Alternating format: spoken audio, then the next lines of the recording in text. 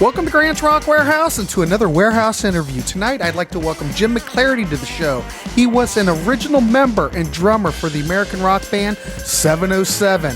We're going to talk to Jim about 707 and what he's up to now. So get back relaxed and ladies and gentlemen, Jim McClarty. Serving up riffs hotter than Hellfire Chili with a beer chaser. Grant's Rock Warehouse. Welcome to Grant's Rock Warehouse and to another Warehouse interview. Tonight, man, I am just giddy like a schoolgirl. Tonight, we have Jim McClarty here, an original member and drummer from the American rock band 707. This band formed in the late 70s. The initial lineup included McClarty on drums, backing vocals, Phil Bryant on bass and vocals, Duke McFadden on keyboards and vocals, and Kevin Russell on guitar and vocals. They signed to Casablanca Records back in the day. We're going to talk about that. They had notable radio success, and they put out their 1980 self-titled album on Casablanca in 1980. I Could Be Good For You, which was the hit single. I understand you co-wrote that with McFadden. I did. Duke and I wrote that. You and Duke. We're going to talk about it. But another track that everybody probably knows is Mega Force. Now, I don't know, a month or 2 months ago, I featured 707 on One Band, One Artist. And that's how Jim and I kind of hooked up there. So anyway, we're going to talk about that. Jim now is a minister. We're going to talk about that, how he got from rock and roll icon, I don't know, whatever you want to call it, to the ministry. We're going to talk about that. But anyway, ladies and gentlemen, welcome Jim McClarty to the show. How are you, Jim? Nice to see you. Considering all things, I'm quite well. Now, before we started, you did say that this has been like the first chat that you've had since the 707 days about music or whatever. Is that correct? Did I hear that right? Yeah. Once 707 was over, during 707, I did a lot of interviews and talked a lot about the band. And since then, I've moved on in life and just really haven't talked about it. But then when I saw that you had featured Megaforce on your program, I reached out to you, just left you a note on YouTube saying, thanks for keeping the music alive, which I really do appreciate. I mean, when you think about it, 40 years has gone by. And yet you can go on the internet and find bands that are still doing I Could Be Good For You currently. And you'll see drummers, which I enjoy very much, seeing drummers playing along with I Could Be Good For You or Megaforce, trying to duplicate all my licks. And usually when they do that, I drop them a note and encourage them. And so you wrote back and said, would you like to talk? And I'm happy to be here. So yeah, I have not talked about 707 or those days since those days. So this is actually my first interview about 707. Well, I love those records. I love what you've brought, and the thing is, I bought the remastered CDs off of Rock Candy. So they're still in print if anybody's looking for physical media. Now, as far as streaming, I'm not really a streamer. I'm still I'm still tucked back in the old days, Jim. I like physical media. I'd rather have something that I can hold my hand and, play or whatever and look at the liner notes and everything. But yeah, Rock Candy still has those CDs in print, I do believe. So I would go there and buy them if you can. Media as well. Back when we were making records, we were actually selling a physical product when people would buy an album. And I'm old enough that I grew up in the album days. I love actual vinyl albums with an album cover, with liner notes, where you can learn everything, what studio, what producer, what engineer. And but I don't know how musicians these days can possibly make a living on streaming. I still administer the publishing for the first album. After the first album, we all kind of separated into our own publishing companies. But even with Megaforce and stuff, I still administer my publishing there. And the money that you make from streaming is nothing compared to what was once radio airplay and selling physical product. So I don't know how anybody stays alive today unless they can get out there and play live. It's a It's the very, only very, way. It's like yeah, everything is flipped. Back it's in a the different 70s, world. it's a different world. Back in the 70s, you went out and toured to promote the record. Right. You know, Yeah. Yeah. now you make a record. You make the record to promote the tour, I guess. Yeah. I don't even understand the whole streaming concept. However, I have to give ASCAP a little bit of credit because they did go to bat for us artists who still get checks for our work that we did in the past, and did bring lawsuits and stuff about it. And at least now we're getting some kind of kickback from internet streaming. For a long time, boy, that didn't even happen. Ugh. Well, at least it's getting better. So, Jim, you go back. I always like to ask this when I'm talking to people because when you were a kid, or when was that moment? I mean, was it watching Ringo Starr on Ed Sullivan? What was that moment back when you were a kid that you had that one moment where the skies parted, the waters parted, and you heard an artist or a band that it just made you want to go play drums, or, it was like a light switch that you just all of a sudden just couldn't get enough of whatever band or artist? When was that for you? Well, I got to rock and roll rather circuitously. I started out, fourth grade, I think I started taking lessons, and then started playing classical music. I was very much a percussionist and could read really well, very rudimental, And by ninth grade, I was playing with the Houston All-City Symphony. I was a percussionist for them. Traveled England, Scotland, and Wales, toured with them in the summer of 1969, played for the investiture of Charles as the Prince of Wales. I mean, I was 13. I didn't know what I was doing. But while we were there in London, I had a day off, and our hotel happened to be right by Victoria Gardens.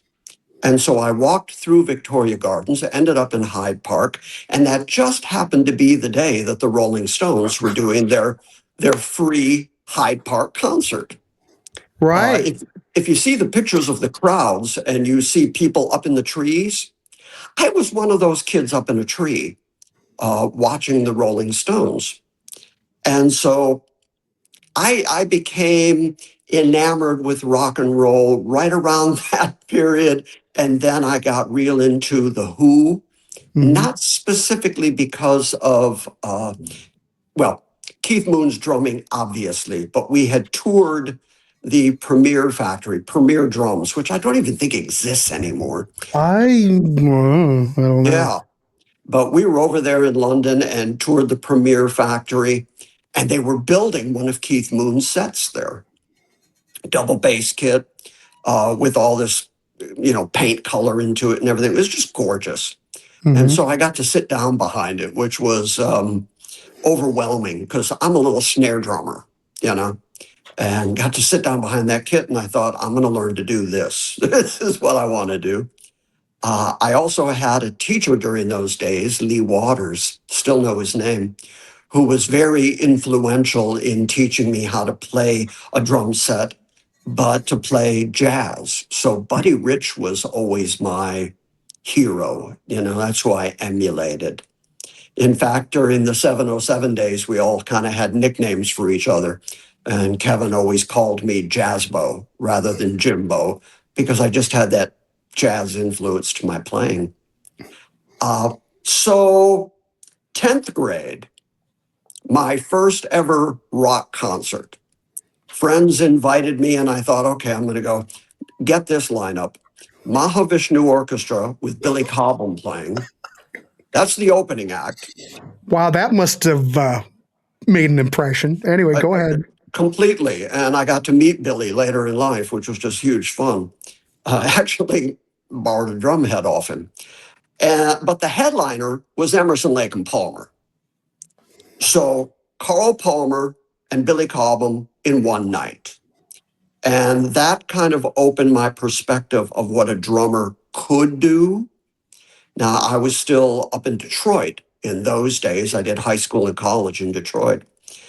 And when I moved to Los Angeles, I turned 21. I left on the 21st of September, my birthday, and headed for California. My goal was to be the drummer on The Tonight Show. I wanted Ed Shaughnessy's job. I had been playing for the last couple of years in Detroit with big bands, jazz bands, that kind of stuff. Yeah.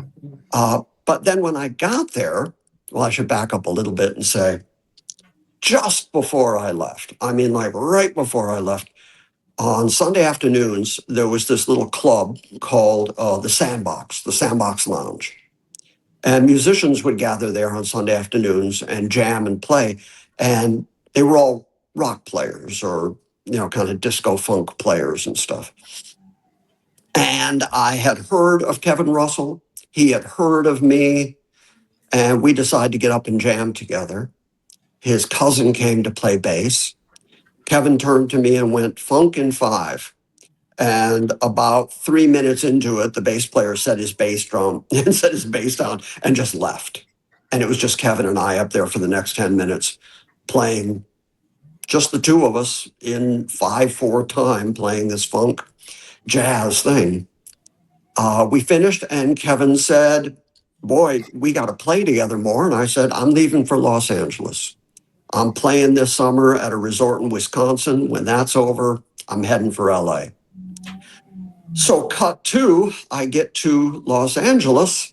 I know this is becoming a very long story, and I apologize. No, I love it. I love this stuff. I get to Los Angeles, and I had friends from Detroit, Paul Warren and a drummer named Jimmy Hunter, who I knew peripherally there in Detroit. And they had gone to California to play in Ray Manzarick's new band, the keyboard player from The Doors, when he did Night City.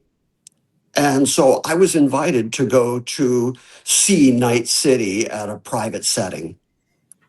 I go in, there's a couple hundred people there, there's chairs set up. I sit down. The guy next to me says, "You're Jim McClarty." Now, there's no chance in Los Angeles that somebody knows who I am. I've just arrived. And he says, "I'm Kevin Russell's cousin." Okay, what are the chances, right? He says, "Kevin's here in LA and he's looking for you." And that was the beginning of Kevin Russell and I playing together. And so we played clubs together for a while. And he had just done a demo with a heavy metal rock singer named Stallworth. And he wanted me to come play drums on the recordings they were about to do, which I did. That was the first time that Kevin and I recorded together, and probably where I earned my Jazz Bone nickname. But he was the one that really influenced me toward, learn to play heavier. You got to heavy up your left hand and be a rock drummer. So I went from symphony to hardcore jazz, both small group and big band jazz, to rock and roll. And along the way, heard people like Barrymore Barlow, the original drummer for Jethro Tull. What a monster. Heard Billy Cobham, saw what Carl Palmer could do with the drum set. And so that kind of set my sights on rock and roll. Yeah. So how long at this point had you been playing a kit, though? Because you were just playing snare. I mean, right. How was that transition for you? Well, it was Lee Waters again. While I was in Texas and playing with the symphony, he was my teacher.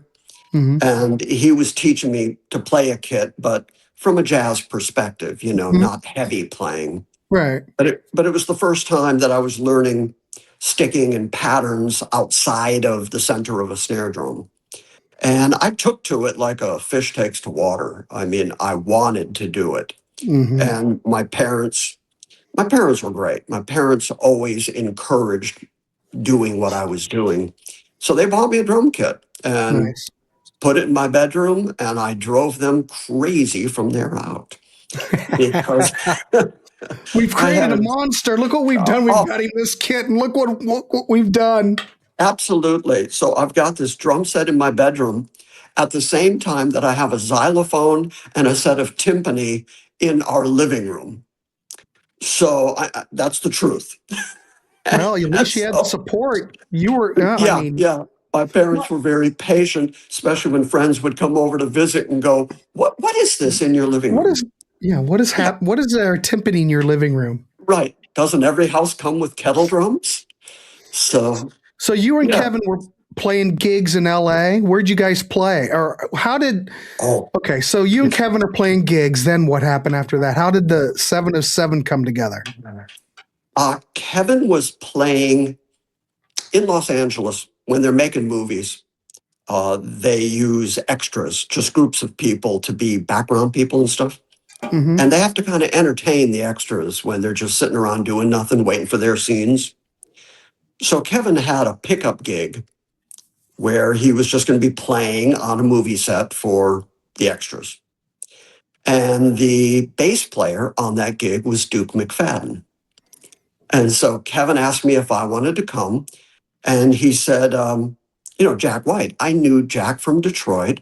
Jack was Rick Springfield's drummer for Oh, Jack White, years. who played, hold on, Gary Myrick and the Figures. That Jack White? That same Jack White, yeah, drummer. Yeah, he was great. So, He's a great. so yeah, we knew each other for, in Detroit and then hooked up out there in Los Angeles. And I knew him up until the Katie Seagal days, pretty much. Okay.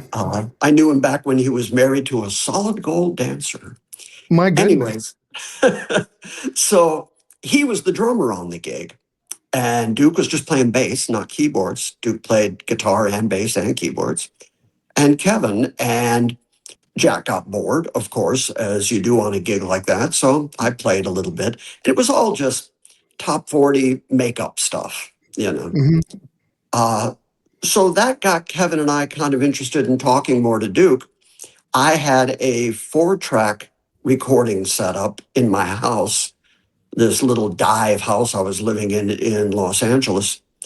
And so the three of us got together and recorded 2 of Duke's songs and one that Kevin had written. And then I put lyrics to it.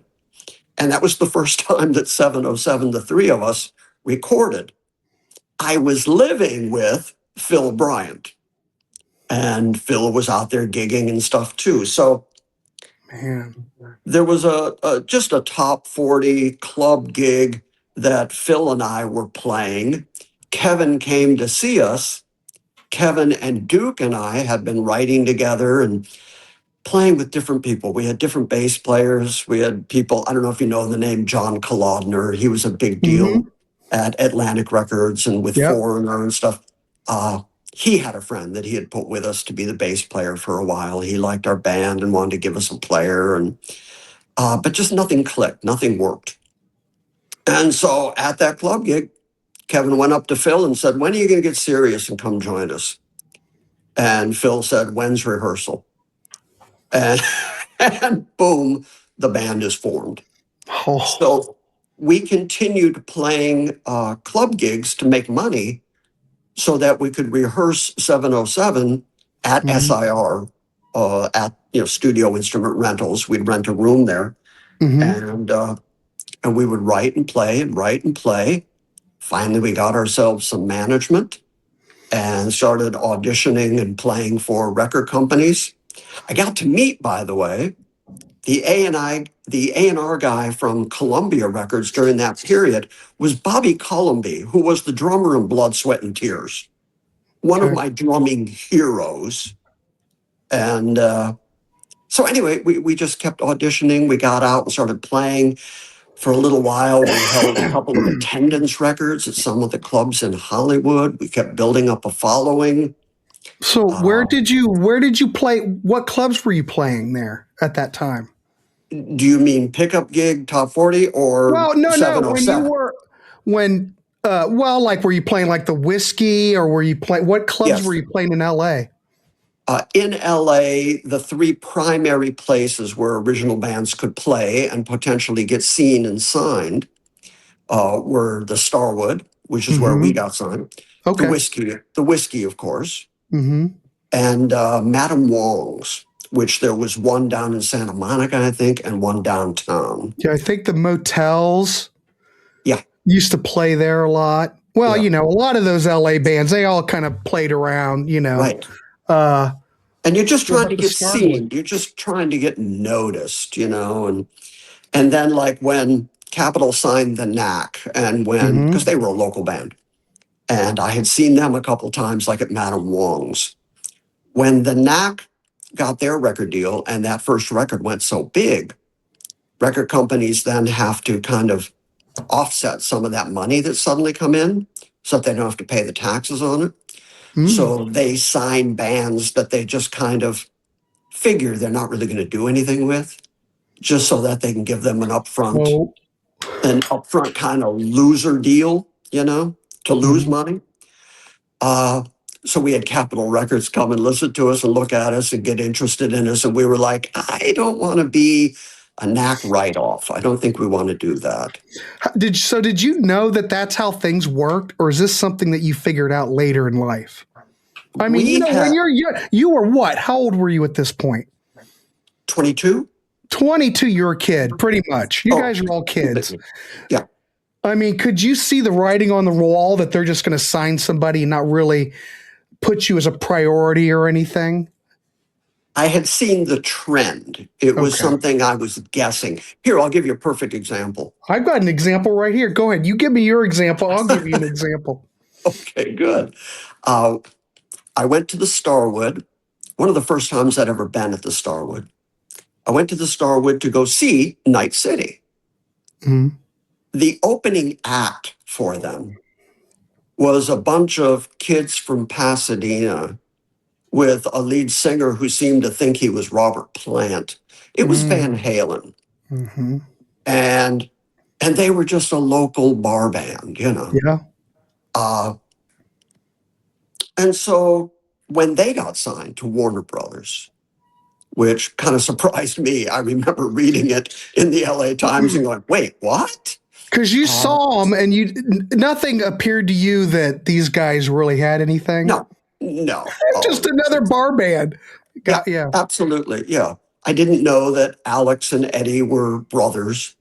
Um, I knew that the guitar player was very good at playing fast scales. He hadn't figured out all the tapping stuff yet. And they were very loud, and the lead singer was very obnoxious. And Mhm. yeah, there we go. Yeah, That's the well, band. they pretty much how they always were. Yeah, Uh, right.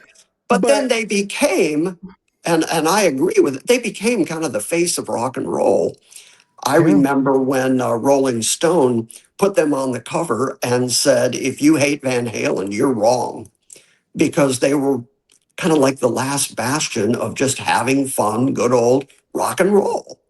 and that's And true. It's all about going, listen to music, having fun. That's yeah, all they were about. that's right. I hear them, and What was your example? they sound very Californian to me. But Yeah, I remember back in the day when I was a kid, when that first album came out and Rolling Stone reviewed it, they didn't like it. They thought that they were just, there was nothing there. yeah. And it Funny how sold things like turn around, wildfire. Yeah, and it took off. Well, think yeah, about this. We're going on tangent already, but think about all those kids. All right. Back in the old days, you had Clapton, who was a guitar god, considered one of the best. Hendrix came around and totally turned everything upside down. And then who was the next guitar? You know, what kids looked up to as the player? It was Eddie Van Halen. yeah, His playing, yeah, and when you saw him, if you can go out on YouTube and listen, and they just sound like a regular old. Eddie doesn't. He might be fast, but there's not anything that really sticks out. They're just a rock. They're just a bar band.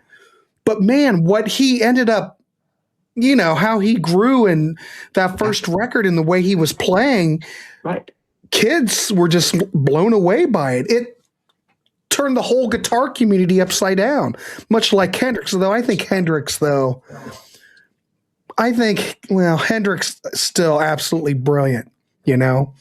I'm not comparing either one. They both had different styles, but the guitar community embraced Eddie Van Halen. So the band that I'm going to bring up, we did a show last night. We do a show called One and Done. So these are like bands that put out one record, and we just look at the record and everybody reviews it. So the one we did last night was the band Fort Knox. Okay. They have a CD. This is the only CD I think it's ever come out on Rock Candy. They put out one record in 1982 on Epic. Now, I have to. This just sounds like a bar band that got lucky. I'm not dogging the band. There's some good songs on it, but this is an example. I even made that point on the show yesterday. This was a tax write-off band. Right. Yeah. Right. Yeah. Yeah. There was a lot because the Knack, when they hit, there were a lot of, like 2020 got signed. There were a lot of different power pop bands. Now, was 2020 one of those bands? They only put out a couple records. They never really took off, but everybody was like in a signing frenzy to find their Knack. Exactly right. Yeah. So, well, so we were quite. Anyway, you heard Capitol, and then what did you guys tell Capitol? I mean, when they approached you, they came and saw us at the Starwood, and we met the guys, the A&R guys. We talked a little bit, but right at the same time, we were being looked at by a couple of other record companies. And I remember the night playing at the Starwood again, that we were headlining, and one of the big competitive points when you were playing those kind of clubs, the Whiskey, the Starwood, Wong's, anything else, if you were the headliner and you were a strong headliner, you got to pull rank a little bit, and you would leave your setup set up, and the other act would have to set up in front of you. And I had a big drum riser. I had, the big kit and everything. Mm-hmm. So I really enjoyed the day that I got to say, my kit doesn't move. You set up on the floor. That was just great fun. So anyways. I love it. But still, at that time in your life, though, this had to be pretty exciting. It was very exciting. I mean, were you able to support yourself, or did your parents have to send you some money? Or No. You were able to make enough? Yeah. Do you have like a side job, or were you guys just? No, I was always playing music. I was just always playing. Beautiful. I mean, in fact, I'll tell you another funny story, and then I'll get back to this one if you don't mind. No, you're fine. I moved to Los Angeles September of 1976. Okay. And Phil and the other guy we were living with got a job pretty quickly. Now, because I had just spent the summer at a resort in Wisconsin where I got room and board and was playing, I was just socking money away. So I got out there and didn't need a job immediately, but they needed to go to work. And so they got a gig being security guards at some country club, Beverly Hills Country Club, right? Mm-hmm. So they were meeting people like, they come home and say, I met Glenn Campbell today, these kind of things. So one day they came home and they said, we hear that Billy Preston is putting together a choir for a series of concerts that he's going to do around the Los Angeles basin. And we're going to go tonight, SIR, and go audition. It's just open audition. We're going to go. And they were both good singers. And they both got in the choir. So I went with them just to go see the setup. Mm-hmm. There's Billy Preston's band all up there on the stage. And different singers are coming up and singing. People are getting accepted and rejected. Now, mind you, I've been in Los Angeles 2 months, right? I go over and I sit down on a couch in this big room next to this older fella who turned out to be Billy's dad. He starts telling me stories about being in London, meeting the Beatles, what the different Beatles were like and stuff. He's just telling me these stories. He asked me, so you're a musician? Yeah, I'm a drummer and stuff. Well, what I didn't know was that night they were also auditioning drummers. But Manuel Kello, who was Billy's drummer, was sitting back there playing, and yet they had another kit set up next to him. Billy wanted 2 drummers for this series of gigs. And I was watching guy after guy get up and audition, and they were all overplaying. You could tell what Billy liked because Manuel, I mean, he sits up there with sticks the size of tree trunks and he's rock solid. I mean, it's just boom, thwap, boom, thwap, boom, thwap, just nothing. And I'm thinking, why are these guys all overplaying like this? And so they get done auditioning drummers and they said, is there anybody else here that wants to audition? Billy's dad raises his hand and goes, right here, this guy, he wants to do it. I said, I don't want to do this. Okay. So I go up, sit down. Manuel turns to me and goes, you take the fills. And I thought, that's why everybody's overplaying. He's giving them a clue that they should take the fills. So he said, you take the fills. And I said, no, you take them. And we started playing together. Boom, thwap. I was doing lick for lick, whatever he was doing, just playing right with him. Boom, Tom, just like metronomes, just setting out time. For the first time all evening, Billy jumps up from his couch, runs up to his clavinet, and he's a whack, whack, whack, whack, whack on his clavinet. You're jamming with Billy or jamming with, yeah. Well, so I got the gig, is the point. Mm-hmm. And we played a series of, I think, 5 concerts around Los Angeles. One in MacArthur Park in the band shell there, back when MacArthur Park was still a place you could go with your kids. Mm-hmm. And we're playing as the sun's going down. I'm sitting up on the stage. The choir is singing. We're playing. And as it's getting dark, suddenly I understand the song MacArthur Park, because MacArthur's Park, with all of its weeping willows, looks like it's melting in the dark. And all the sweet green icing was flowing down. Anyway, so I'm up there playing, having this realization of this Jimmy Webb song. and so anyway, the point is Manuel and I struck up a friendship. Oh. And his wife was singing with a family group called the McCrarys, who later got a 1-record deal on Stevie Wonder's label. And they were going to record some demos. Manuel couldn't do it. He gave them my number. Suddenly I'm at A&M Studios recording with these people. Mind you, I've been there about 3 months. And I'm thinking, this is easy. Why doesn't everybody do this?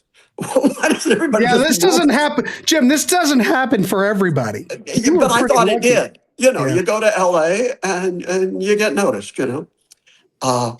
Little did I know the years ahead of me of hard work.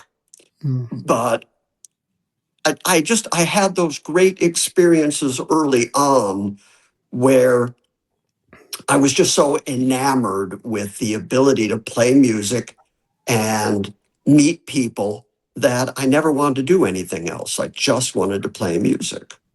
And I just find it funny that based that you could read, that you didn't become a studio musician. That's what I was hoping for. Like I said, I wanted Ed Shaughnessy's job. Yeah. But, so in any case, go back to the previous story, which I'm not even sure I remember. I'm not even sure what we were talking about. Well, we were talking about. If you would ask me, had I always played music? Yeah. And then, you were gigs, Capitol Records. Starwood, right. We were at the Starwood. We're playing. We get done. We're in the dressing room. The door breaks open. This giant of a man walks in, introduces himself as Bruce Bird from Casablanca Records. He has his A&R guy at his side, and he shakes our hands and says, welcome to Casablanca Records. He doesn't even ask us. He doesn't even, the assumption is you are a Casablanca artist right now.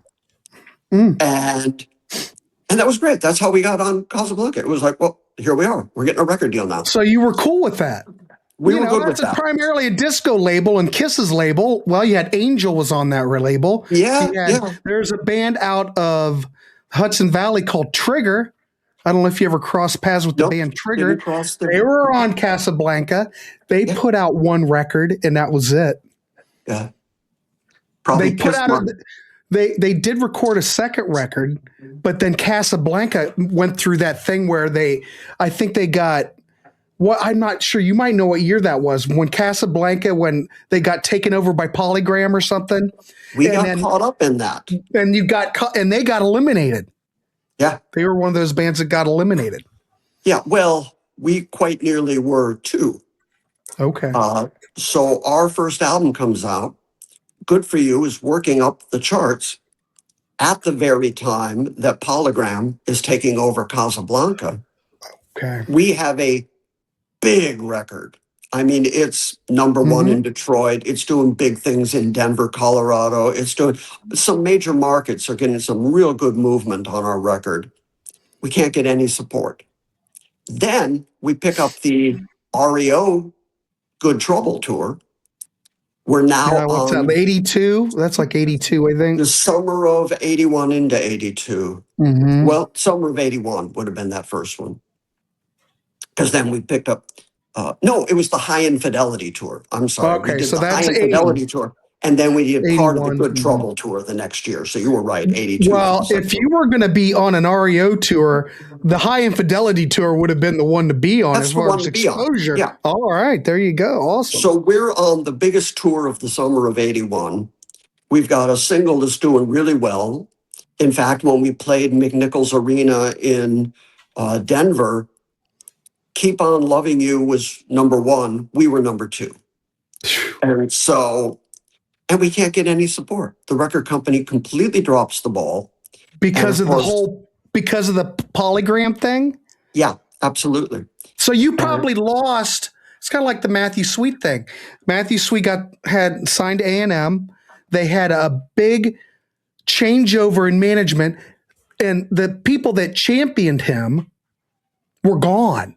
So if you don't have the person who signed you or who is your cheerleader, absolutely, so to speak, and they go, well, all they did, even though Matthew Sweet Girlfriend is one of my all-time favorite records, it sat on the shelf for a year and a half. Well, go ahead. I'm sorry. No, the way things work, I'm just fascinated how it works, It's the politics of records. Right. So I'm assuming the people that championed you were gone. Right. Or Bruce were they still around? Okay. No, Bruce and Don something or other was the A&R guy. They were very much in our corner, but they're gone now. And see, that's the worst thing for you guys. Oh. And so we, by contract, did our second album, go back into the studio, re-record our second album. And by then, Duke was gone.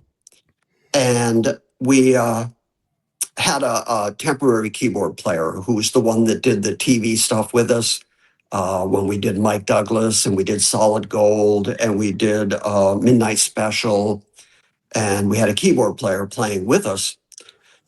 And why did Duke leave? I mean, did he decide that just wasn't for him, or was the whole record business, what you guys were going through, just too much for him, or? Yeah, from the early days, I'm going to put this kindly. Yes, of course. Duke passed away when he was 50, and we're talking about events that took place 40 years ago. Yeah. So I don't want to speak badly of anybody, but Duke had a lot of trouble controlling his habits. I don't know. Okay, we'll leave it at that. Yeah.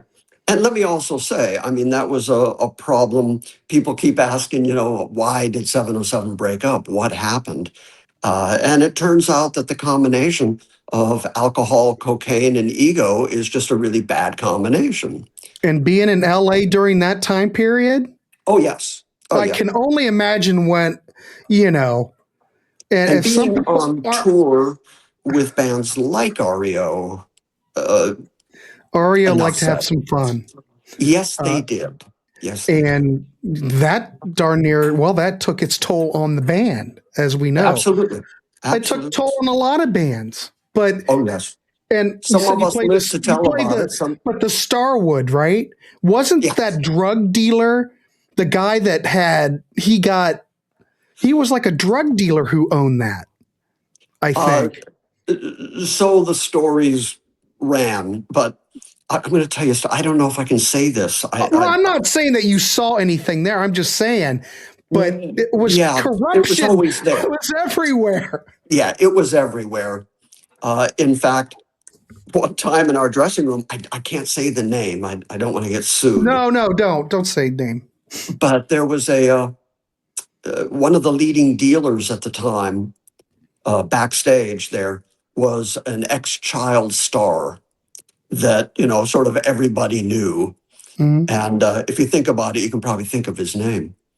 But yeah, it was everywhere. It was pervasive and it was destructive. And I'm happy to say, and this just happens to be the fact, that I never tried cocaine.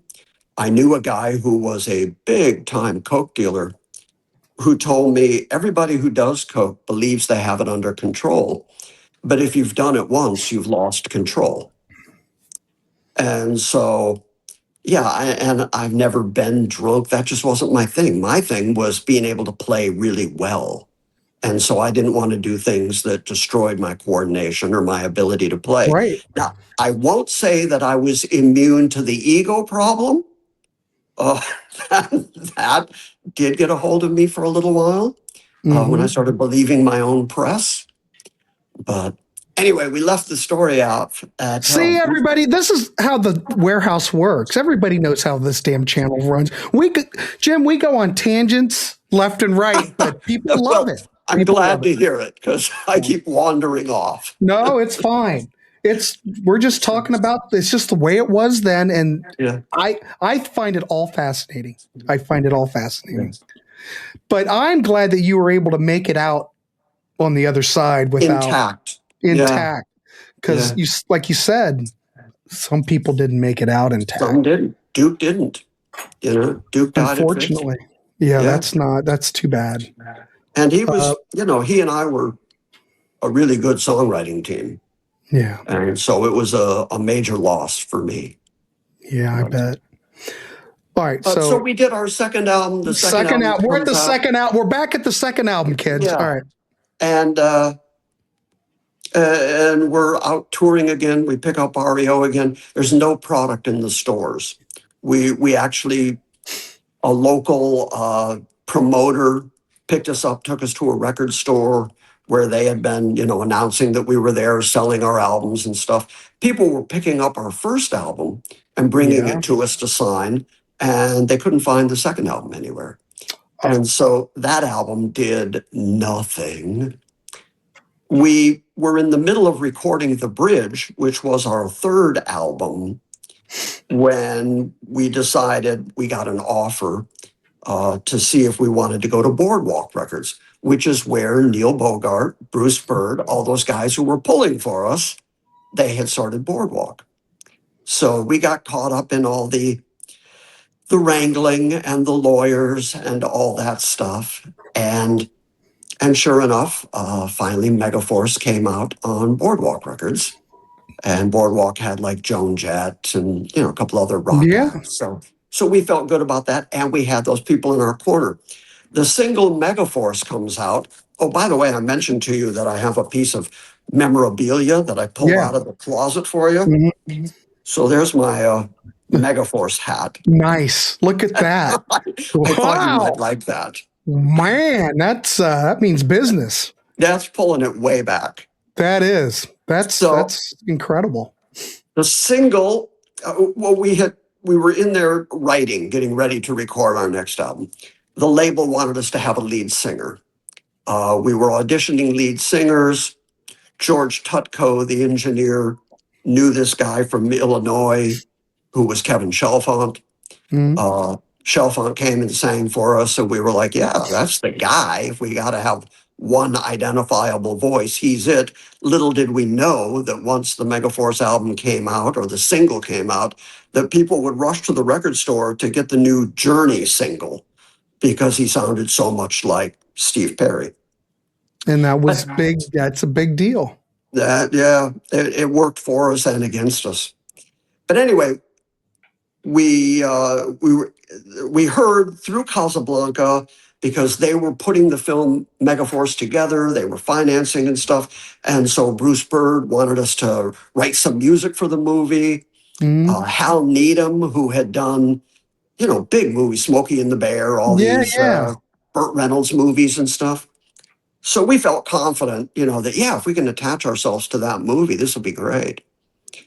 So we write Megaforce, and we wrote some other interstitial music and stuff for it. We submit it to Hal Needham, and he declares, I have no idea why rock and roll belongs in movies. I don't like this trend where rock bands are getting into movies. But because we had put so much work in, and because of the connection with Bruce Byrd, he played our song at the very end of the movie as the credits were rolling, and only played a portion of the song, but technically that became, part of the movie, the song Megaforce. We begged the label, please don't call the album Megaforce, because if the movie tanks, it'll take the album out with it. They'll And think people that will it's think it's a soundtrack. Yes. Yeah. So don't do that. Call it We Will Last, which was our second single. Call it We Will Last and put one of those little stickers on it. Includes the single Megaforce or something like that. Well, no, they knew better, And so sure enough, the movie comes out, and oh my goodness, what a dog of a movie. And to give you some idea how bad the movie was, once it went to VHS, I was walking through the mall with my brother one day, and I looked into a store, and they had one of those big projection screen TVs that were the big screens in those days. And they were playing the Megaforce movie. And there were two little boys sitting on this leather couch watching it. And I could see that it was the very end of the movie. And I said to my brother, hey, our song's about to play. And we walked in, saw the last minute of the movie, and heard our song come on. And one of the little boys turned to the other little boy and said, well, that sucked. So that's how good the movie was. It was just so much for your song. Yeah. It was just a disaster of a movie. However, having said that, we were contacted 2 years ago by a couple of guys in California who are making a documentary about the Megaforce movie and wanted to use our music in the documentary, in the film. Super. And I negotiated the deal, and they're using not only Megaforce, but they're using some of the interstitial music that nobody ever heard. Oh, really? So how cool is that? Out. And just prior to that, in the same year, I was contacted by a company out of Louisiana who were doing a faith-based film called Average Joe, and they wanted to use the song Megaforce and promised me that it would be opening the movie, over the opening titles, over the first sequence. And then they wanted to use Let Me Live My Life from the first album. So we negotiated that and got that done too. So Megaforce, which ironically kind of got buried, was a big hit. I mean, big stuff. Second most played single in several markets in the summer of '82 and stuff. And then it got tanked by the movie. It's had a rebirth here recently. Suddenly that song that's great. Showing up in movies. So wow. But so bad luck on bad luck. The album comes out. The Megaforce album comes out the day that the president of Casablanca Records died, Neil Bogart. And so once again, we get no support. We get no radio support after having such a big single. The second single, We Will Last, which I have great affection for since I wrote it, nothing. Radio knows, at least back in those days, that if they don't see immediate support for a record from the record company, graft and payola, that doesn't exist. But anyways, if they don't get that stuff, they just bury the record, because every day a record, radio is just getting stacks of records. Yeah. And they have to figure out which ones to play and which ones to put in rotation. And record companies have to get behind that. And so our second single got no support. Meanwhile, we're out touring with Ted Nugent. All right. And that was it. That was, by the time that tour was over, through management chicanery and the combination that I mentioned earlier, the band was effectively over. Did you guys just look at each other and went, just had enough? No, we actually had been talking to Nugent's management company, and we were going to jump ship and go with them. But the band in those days was very different than the band that started out. Mm-hmm. It became a bit of a revolving door. Originally, like you said at the top of the program, which seems like hours ago now, but what you said at the top of the program was that it was Kevin Russell, Phil Mm-hmm. Bryant, Phil, who, by the way, I saw just 3 months ago. I was up in Michigan and we got together. And then Duke and Kevin. By the time the band was over, that last tour with Nugent, we had Mm-hmm. Chalfont singing. We had Felix Robinson from Angel, who was a good friend of mine, but he was playing bass because Phil was unavailable at that time. And then there was Kevin, and then there was Todd playing keyboards, who we had picked up just before the bridge. And Todd's a really good musician, went on and Sure. did all the stuff that Todd did. But it's essentially a totally different band. It's a completely different band. Yeah. Mm-hmm. And we didn't have the same love for each other, the same community. When you're young and hungry, Yeah. there is a certain bonding that happens when you all have the same vision and you're all pulling in the same direction. There's a magic to that. Mm-hmm. And by the time we were on the Nugent tour, Kevin and I were the two originals from the band. And we got home. We all kind of scattered, went our separate ways for a bit, and then talked to Kevin, and it was over. So, Wow. so there it is. That's the long and short, primarily long story of 707. No, I don't think a lot of people know that story, though. People probably wonder what the heck happened to that band. Yeah, Well, we now turned you out know. 4 good albums. And of course, The Bridge was not released because we were leaving Casablanca and we were in all that wrangling, moving over to Boardwalk. So, The Bridge wasn't released until, 20 years ago or something. Yeah. And so Did you guys? So you guys still had the rights to that? yeah, I mean, or we was owned everything all our own publishing. Yeah. Oh, look at you! That was a smart move. Yeah, we had to fight for it. And an early management mistake was that we signed away our publishing to the same person who Billy Joel had originally signed away his publishing to. I don't want to laugh, but I know what you're talking about. I was just trying to not say names. Yeah, everyone can but you figure know. that out. If you watch that documentary, Same Billy guy. Joel, same guy. Driving the same car. And so then we actually sued. And when it went to court, our lawyer was in front of the judge, and he didn't even show up nor send a representative or a lawyer. So the judge sided with us, and we got our publishing back. Congratulations on that. Yeah, so to this day, I still administer Good For You Publishing. And, Good For You, I Could Be Good For You is the song that most people know. And, it ebbs and flows. It becomes more popular and less popular. When the internet first happened and everybody was streaming, it became less popular. But then I got a call one day from Sony Pictures in New York asking about putting the song into an Adam Sandler movie.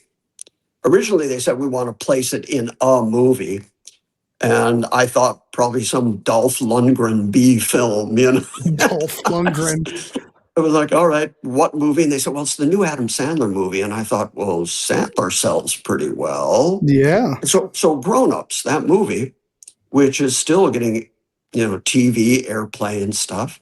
Every time that shows on cable or on TV or, internationally now, we get paid because it's in there. You can barely hear it. But it's there. But it's there. So technically, legally, and that kind of revived our publishing company, Good For You Music again. Awesome. And then the ASCAP stuff happened. So every year at the end of the year, I settle up with the other guys and I administer our music. So, Gosh. So what did you do after the band? We've got, well, I don't want to keep you too long, but after the band broke up, what did you do after that? And how did you get into the theological and, become a pastor and all that? How did that all come around?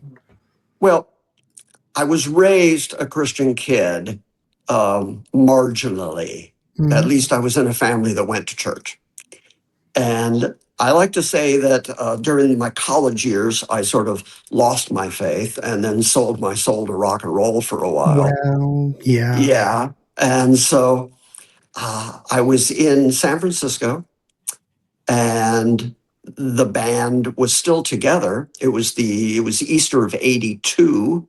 And not to go into an elongated story, but I had sort of a personal conversion experience where I realized that some of the things that I had been taught growing up, I wanted to explore them more.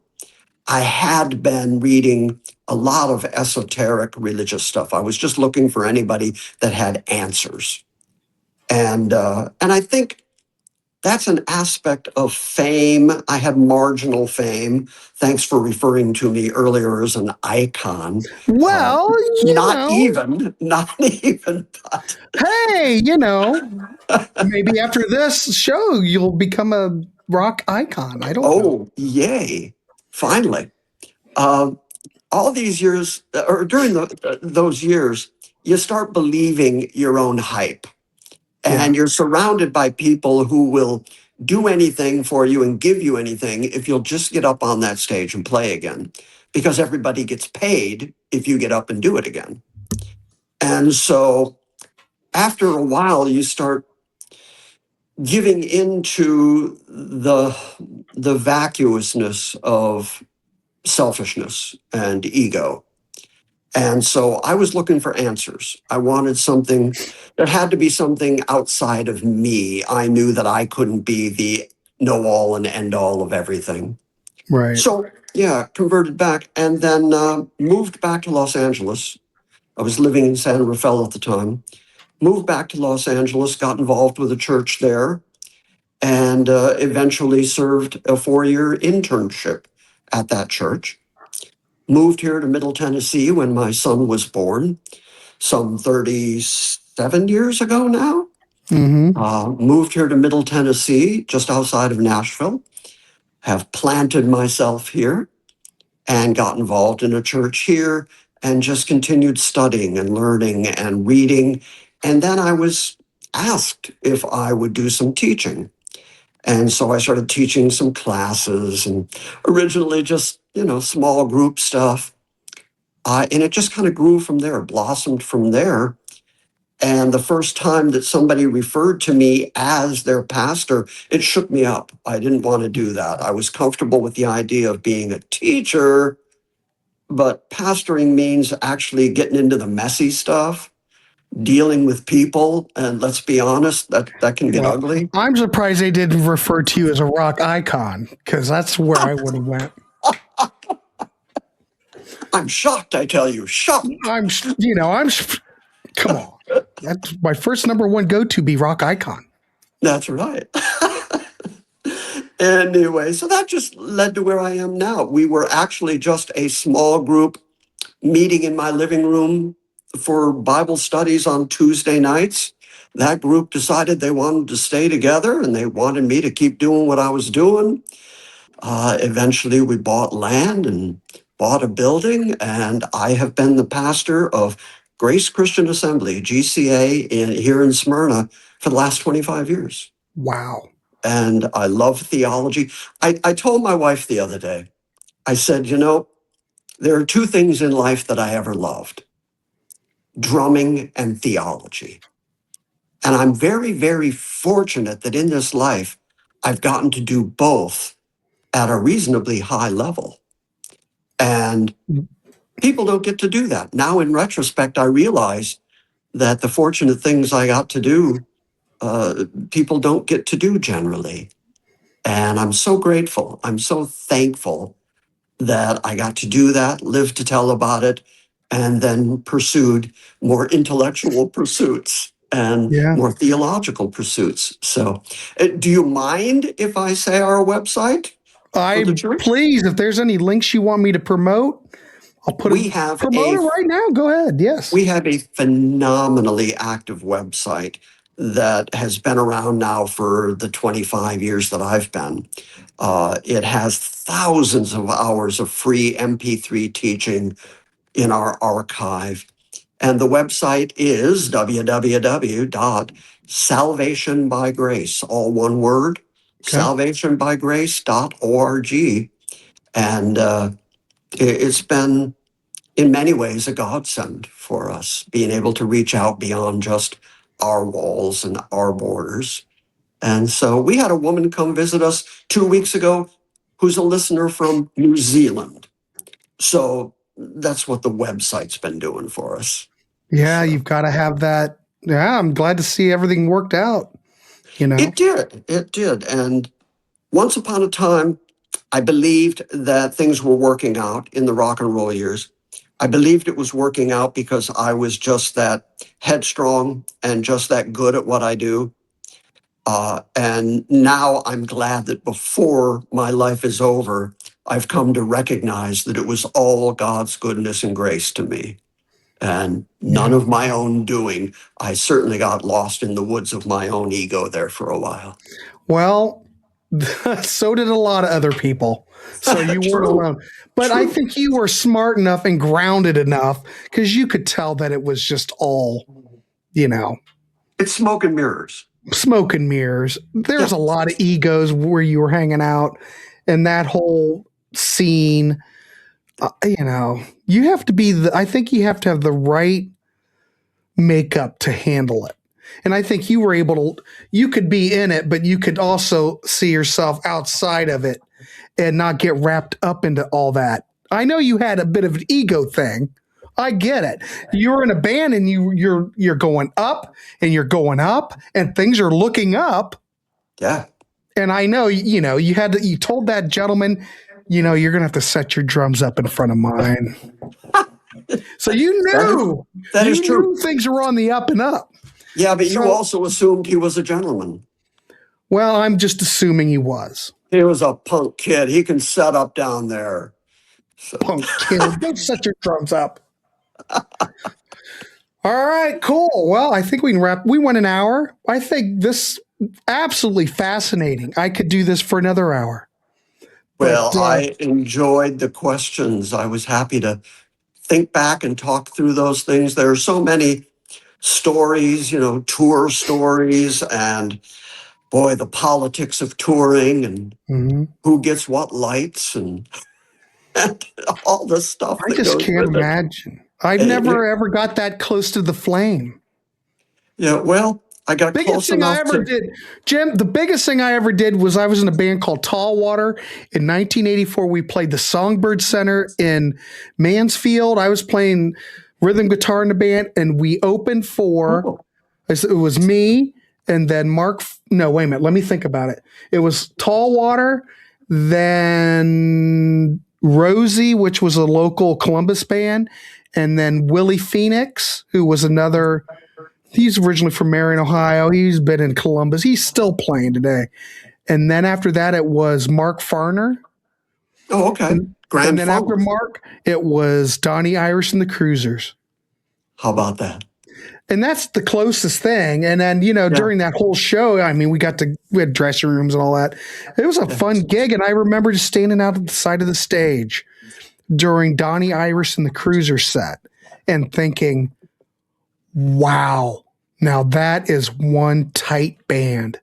Yeah. They, you just see some of these just to stand at the side of the stage. Yeah, right. And that's what I was just thinking is like, wow, Donnie Irish and the Cruisers. Now that is a good band. You just can tell. Yeah. But, I never flew that close to the flame, but, it was fun. Well, during the 80s, I was playing guitar. You flew close enough to get singed. That's right. That's all that matters. All right, cool. Well, check down the links down below for Jim's links. I want to thank Jim McClarty today. Golly, what a life you've had, sir. It's been fun. I It's have been no fun. complaints. Yeah. All right. Well, check out some 707. I know that stuff. I'm pretty sure it's still in print in Rock Candy. I'm sure it wasn't that long ago when I bought those reissue CDs. And I can say confidently, streaming everywhere. Oh, it is streaming everywhere. Okay. Oh, Go check it out. We've talked a lot of music today. Jim, I want to thank you. I'm going to get this up pronto and I'll send you the links. If there's anything else you want me to post on there, just send me a link in the email or whatever, and I'll be glad to post it. So I hope this was useful to you, and I hope the channel gets some traffic from it. Yeah, I appreciate it. All right, everybody, please like, subscribe, give Jim some love. Go check out his website and his links down below. And what's next in the Warehaus? I have no idea, but I'm sure there'll be something. We're not going anywhere. Jim, thank you so much. We will see everybody. Bye-bye.